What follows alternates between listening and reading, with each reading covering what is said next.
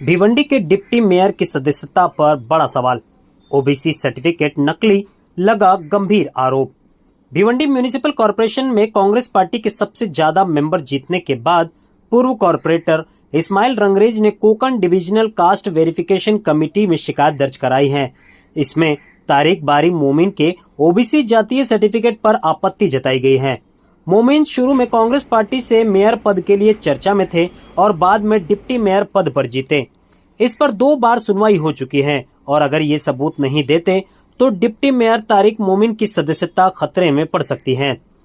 Congress corporator व महानगर पालिका के डिप्टी मेयर तारिक बारी मोमिन वार्ड नंबर 9A से अन्य पिछड़ा वर्ग कैटेगरी से कॉरपोरेटर के तौर पर जीते थे। अपना नॉमिनेशन पेपर फाइल करते समय उन्होंने मोमिन का जाति सर्टिफिकेट लगाया है, जो महाराष्ट्र में ओबीसी कैटेगरी में आता है। लेकिन तारिक बारी मोमिन के परदादा और पिता प्रतापगढ़ उत्तर प्रदेश के रहने वाले हैं और उनके किसी भी सरकारी डॉक्यूमेंट में उनका सरनेम मोमिन नहीं लिखा है। इसलिए रंगरेज इस्माइल ने दावा किया है कि तारिक मोमिन ने भिवंडी तहसीलदार के ऑफिस में जो मोमिन जाति का ओबीसी सर्टिफिकेट लिया है वो फर्जी है। खास तौर पर इस्माइल रंगरेज ने अपनी शिकायत के साथ 25 सबूत भी लगाए हैं कि उत्तर प्रदेश के voter ID card, ration card और लैंड रेवेन्यू बुक में उनका कोई भी सरनेम मोमिन नहीं है। तारिक मोमिन ने अपना जाति सर्टिफिकेट तो लगाया ही है, साथ ही उनके पिता अब्दुल बारी का छत्रपति शिवाजी नगर यानी औरंगाबाद का जाति सर्टिफिकेट भी फर्जी बताया गया है। खास तौर पर जाति वेरिफिकेशन के दौरान 1967 का महाराष्ट्र का प्रूफ लगाना जरूरी है। लेकिन तारिक मोमिन ने अपना कैंडिडेट फाइल करते समय जाति वेरिफिकेशन कमेटी को लिख कर दिया है कि जीतने के बाद वो 1967 का प्रूफ देंगे। लेकिन चुने जाने के 3 महीने के अंदर जाति वेरिफिकेशन कमेटी के सामने 3 सुनवाई हुई, लेकिन तारिक मोमिन ने कोई भी सबूत जमा नहीं किया। इसलिए उनका जाति सर्टिफिकेट कैंसिल होने की संभावना व्यक्त की जा रही है।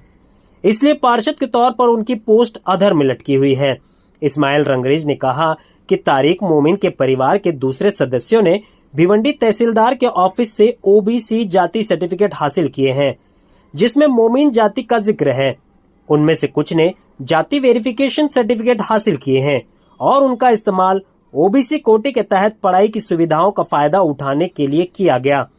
तारिक मोमिन ने जो 1967 का सबूत जमा किया था उसे अटैच क्यों नहीं किया? इस्माइल रंगरेज ने आरोप लगाया है कि इससे अभी इस वक्त हमारे भिवंडी शहर निजामपुरा म्युनिसिपल कॉरपोरेशन के अंदर में जो डिप्टी मेयर है तारिक अब्दुल बारी, इन्होंने मोमिन कास्ट के बेस के ऊपर में वार्ड नंबर 9 से चुनाव लड़े थे ये, और यहाँ से ये चुनाव जीत के गए और ये अभी इस वक्त उप महापौर है। ओबीसी सर्टिफिकेट के ऊपर में ये चुनाव लड़े थे कास्ट के ऊपर में, लेकिन इनकी सर्टिफिकेट के हिसाब से ये मोमिन कास्ट में नहीं आते। इनके पूरे जो पूर्वज है, इनके जो फादर है, ग्रैंडफादर है और ग्रेट ग्रैंडफादर जो है, ये सब उत्तर प्रदेश से बिलोंग करते हैं। और वहां के जितने भी गवर्नमेंट्स के डॉक्यूमेंट है, चाहे वो इलेक्शन कार्ड हो, यादी में नाम हो, राशन कार्ड हो या इनकी जमीन के पेपर्स हो, उसके अंदर में मोमिन सरनेम कहीं भी नहीं लिखा हुआ है। ये लोग माइग्रेंट है, उत्तर प्रदेश से महाराष्ट्र में आए। उत्तर प्रदेश से महाराष्ट्र में आने के लिए अगर ये मोमिन होते 1967 के पहले तो इनको वैलिडिटी इशू होती है और वैलिडिटी मिलना भी चाहिए 1967 के पहले। लेकिन ये लोग 1967 के पहले नहीं आए हैं और इनके जितने भी भिवंडी के ज्यादातर डॉक्यूमेंट्स है, पुराने डॉक्यूमेंट्स के अंदर में मोमिन सरनेम नहीं लिखा हुआ है। इनके फादर ने औरंगाबाद से ओबीसी सर्टिफिकेट बनाए हैं। इनकी सर्टिफिकेट जो बनी हुई है भिवंडी से बनी हुई है और इनके पिताजी के 4 भाई है जिन्होंने भिवंडी से कास्ट सर्टिफिकेट बनाए, उनके बच्चों ने बनाए। तकरीबन 10 से 12 कास्ट सर्टिफिकेट इनके पूरे परिवार के अंदर में भिवंडी से बन चुकी है और उसके अंदर में 2 से 3 या 4 जो भी है वैलिडिटी भी मिल चुकी है। अगर इनके परिवार के लोगों को वैलिडिटी मिली है तो इनको अपनी वैलिडिटी के जो पेपर्स होते हैं 1967 के, वो चुनाव लड़ने से पहले कास्ट सर्टिफिकेट डिपार्टमेंट के अंदर में इनको सबमिट करना चाहिए था। लेकिन चुनाव लड़ने से पहले इन्होंने 1967 का पुरावा दाखिल नहीं किया। वहां पर इन्होंने राइटिंग में लिख के दिए कि मैं अगर चुनाव जीतता हूं तो मैं 1967 का पहले का डॉक्यूमेंट आपके पास में सबमिट करूंगा। तो चुनाव जनवरी 15 तारीख 16 तारीख को डिक्लेयर हुआ। उसके बाद ये चाहते तो 1967 का पहले का जो पढ़ावा गवर्नमेंट का था वो इनको जमा करना चाहिए था, इन्होंने जमा नहीं किया।